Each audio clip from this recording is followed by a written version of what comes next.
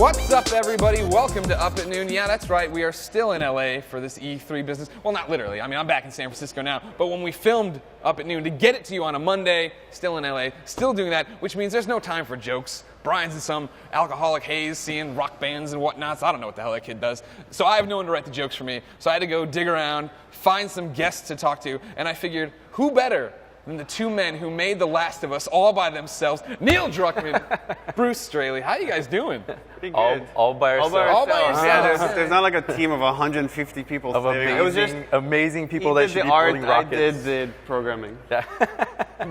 Bruce, of course, voiced Joel as well. I am all of the infected. Actually, Bruce did do some mocap for Infected. I did. He was the clicker. Yeah? Bruce is the clicker. Wow, that's really good. Did you have to put on the head thing too? Well, I actually got infected, so that was I noticed your biggest out. thing, your biggest growth, the beard, gone. Was that your lead up to the whole game? No, it just became something, and then it started like telling me like to kill everybody I work with, so it had to go. At some point, it was just like, all right, it's time. Of course, I mean, you know, everybody knows Neil's face from Twitter. He's all over there. He's eating an apple. He's having a lot of fun. Bruce, no Twitter. The way people know you, of course, is that you gave last year's E3 demo playthrough. That's where right. You were all creepily lit. The Bruce Straley. I'm actually wearing the exact same clothes I wore on stage last year. Haven't been washed. Crunch was really hard. In case of interview, break glass. We need to put on that outfit. We talked about it all the time. The best part of that was the controller drop. Yeah. You nailed it. It had to be done. We talked about it beforehand. It was like, a thing. Are you going to do it? I was like, I wasn't going to do it. I was not going to do it. Christoph Ballester was actually going to pay me money to do it. Yeah. It was just like, I can't, man, because it's all live. You're not sure what's going to happen. The controller is still running the game. You're going to throw it down. It's going to hit a button. It's going to go like, crap. Who knows? It's all live. Yeah. I don't know what's going to happen. I can't do it. But when I saw the logo come up and the adrenaline was pumping, I was out of my mind, basically. I was just like, I got to do it. I tried to lift the controller, like sort of like I want my $2, some sort of like Cusack kind of move, and I was tethered, so I couldn't do that, so I just like threw it instead. Nice. That's what happened. It was an epic moment. It was an epic moment. One of the best demos I'd ever saw at E3. Of course, now the game's here, and I'm sorry it didn't live up to those expectations. Yeah, it's been really hard. It's been hard on the team. It's kind of devastating, the reception. Yeah. How do you guys feel? Obviously, a 10 from IGN for The Last of Us, and then I think it's something like what? Last I saw, 26 10s from other outlets as well. Perfect scores. Who's counting? Yeah, I'm sure someone is. Arnie Meyer, 30, probably. I think it's 30 now, but who's I counting? love the conspiracy theories, like, oh, Sony must be paying all these reviewers. How much money did we pay IGN? We had to pay Nothing. No, that's always the funny thing. You're welcome to come to Colin and I's house in the Sunset, where we live with 4 other people in 3 bedrooms, to see how this all works out for us. But no, yeah, I was blown away. It's one of those things I think that we're used to. IGN gets a lot of hate for being the PlayStation side, right? That we have so much PlayStation fanboys. You can't trust those beyond kids. But then when the rest of the world kind of wakes up to it too, you're like, oh, all right. So good job on you. Yeah, it's been awesome. What's that day like? Do you wake up? You know the embargo's coming, obviously. Do you wake up and start refreshing? F5, F5. It's scary, actually, because you don't know. We actually thought that it was going to be a really divisive, polarizing sort of opinion base out there. We didn't know people would be receiving it as well. Our play tests in-house were actually showing like the end of the game was kind of like for a long time was not testing well at all. And we just stuck to our guns and we just kind of kept iterating. We didn't really change much based on that other than like gameplay and some like little things, but that's polish at the final literally hour that comes together. Even at the very end, the ending was like 50-50 as far as people like not liking it and people loving it. Hold on 1 second. Keep this thought real quick for everybody out there. We're not going to spoil the game. This is a spoiler-free discussion. We're not going to pull the Courtney Draper thing on where I say spoiler alert, and then you guys are too out of shape and slow to hit the pause button, so I get all these tweets about how stupid I am. Anyways, spoiler-free, but we will talk about the ending, but spoiler-free. Anyways, go ahead. It's not testing well. You're 50-50 on it. Yeah, 50-50, but it wasn't the ending we originally envisioned for it, but as we were getting closer to capturing it, what we originally thought of didn't feel honest anymore, where the characters were at the story and how they evolved, and it became what it was, and that felt like the most honest thing to do with it. So, I mean, was there it's 50-50 from playtesters. Were people on the team trying to talk about it? I had a few designers telling me they hate it. Yeah. And it was like, Yeah, people are. That's the thing about Naughty Dog is just like, we're pretty flat structure there, and we're on the floor with everybody else, and it's just like anybody can come and just go like, and they do, and that's kind of like how we make things better, because people are free to express their opinions, and their opinions matter because they're all skilled at what they do. So okay, I got to hear you, but at some point we're just like, this is kind of what we want to do, and this is the story that we need to tell about Joel and Ellie. So this is what. And then it came around eventually when the gameplay and the music and everything comes together. Then they finally saw what we were trying to achieve. Well, it's funny, I got to tweet that I beat it and whatever, and then immediately I started getting texts and direct messages and phone calls from some of your team wanting to talk more about it. And for me, that's what I would say, right? Is like, the ending caught me off guard, and I wanted it to stop. And I kept looking for outs, and even though I couldn't get those outs, when I sat through the credits and I was done, I talked to people about it. It was an honest representation of everything these characters were and what they were going through. I started waiting for that moment of like, oh, can I hit A or B? Can I make a choice? Can I do this? And you don't get it, but it's still a story playing out, which I thought was very cool, very honest.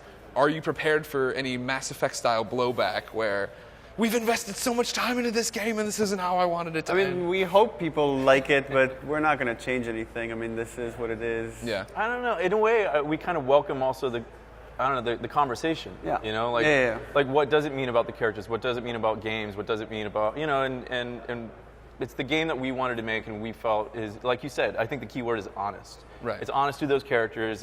And hopefully everything that we put into the front end of building that relationship and the feeling that you have when you're in the moment of just trying to survive, put you in the shoes of Joel and Ellie, and then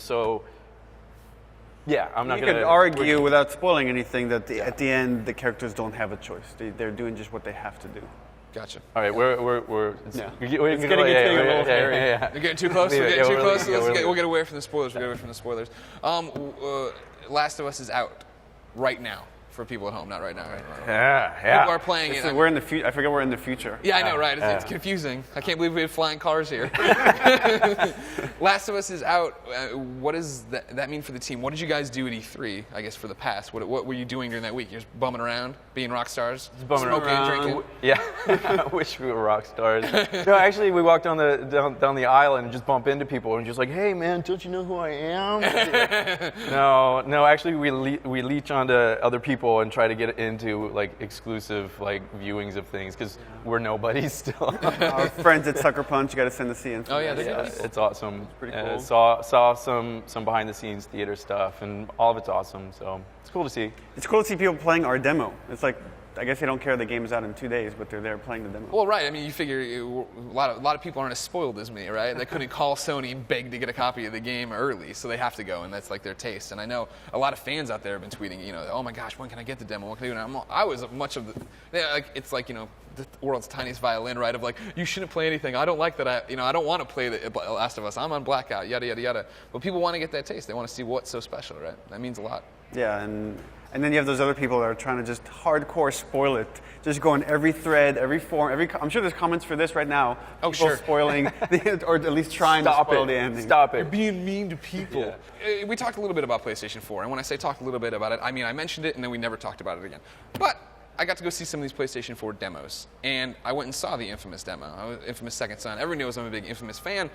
Watching it and watching the way Delsin animates and the way everything blows and breathes and how beautiful, it was way better than what I thought it was going to look like. And then even in the trailers, you're seeing way more cinematography, right, with them in cars and doing stuff, and they're filming Troy Baker with the little camera in his face and getting facial animations. Troy Baker. You guys keep proliferating them. Don't get mad about it yet. Enough Troy Baker. I don't want to hear another Troy Baker. Okay, we won't talk about Troy again. But it looked like Sucker Punch is taking that next step and really becoming something special.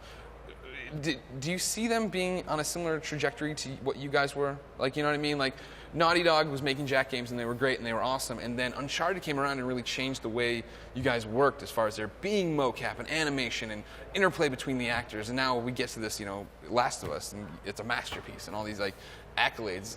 What was the trajectory like for your studio? Well, first of all, I mean, the Second Son stuff, we saw it yesterday. Yeah, it looks awesome. Yeah. I mean, like, they really captured the characters.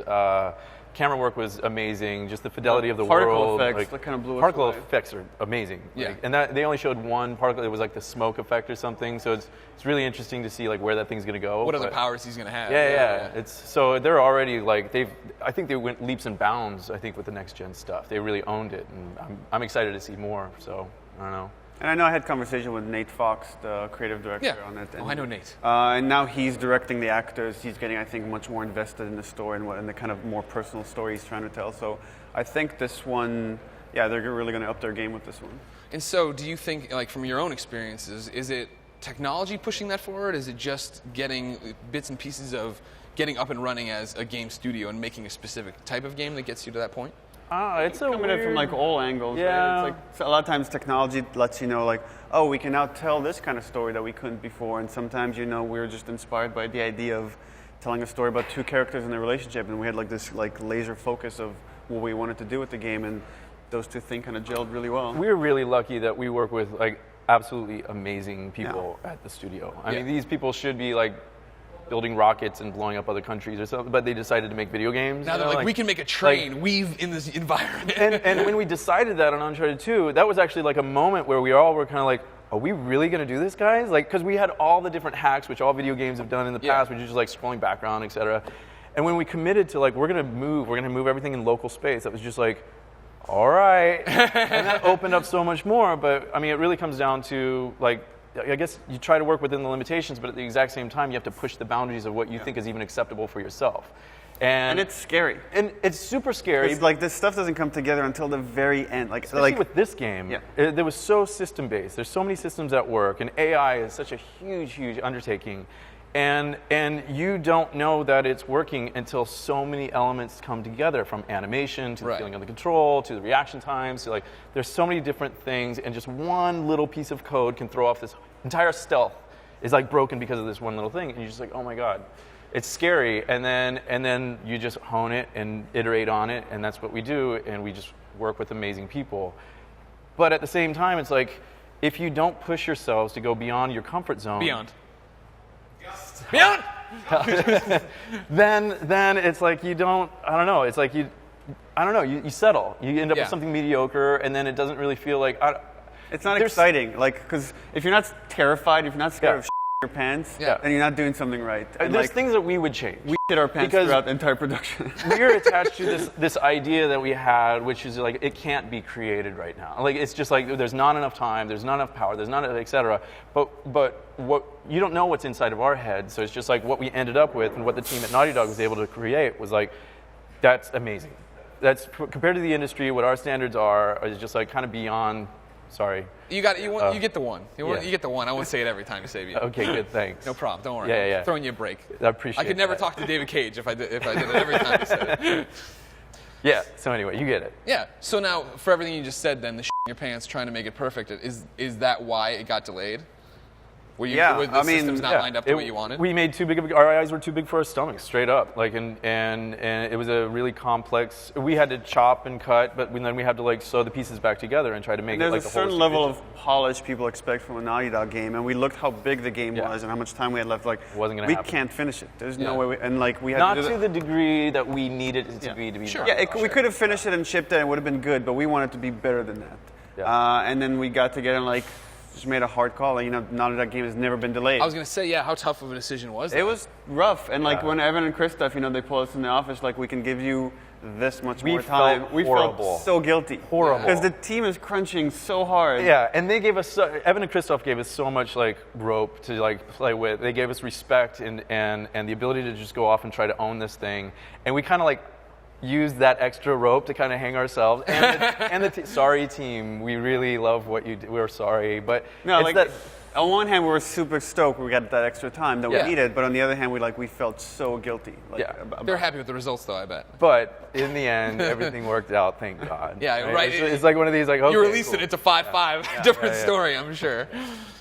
So how excited, now this isn't a gotcha moment.